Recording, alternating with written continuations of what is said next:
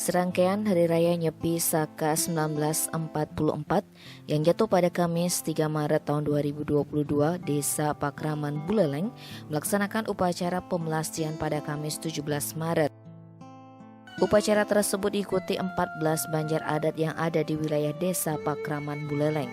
Satu banjar adat yakni banjar adat Delot Peken tidak ikut lantaran ada orang meninggal.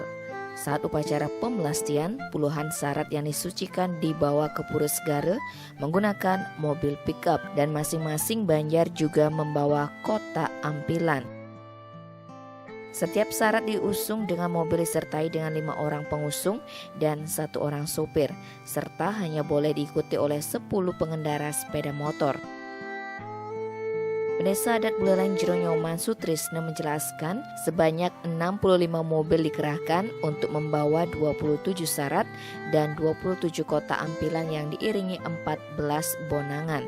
Setiap banjar adat mengeluarkan 1 bonangan, sedangkan jumlah pengiring bersepeda motor sebanyak 30 motor.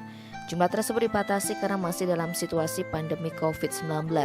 Di samping itu, pemelastian dengan jumlah terbatas juga telah diatur dalam awik-awik Desa Pakraman Buleleng. Awik-awik tersebut dibuat dalam situasi pandemi dan mengacu pada lontar Sundari Game dan lontar Sanghyang Aji Swamandala. Tim Bali Express melaporkan.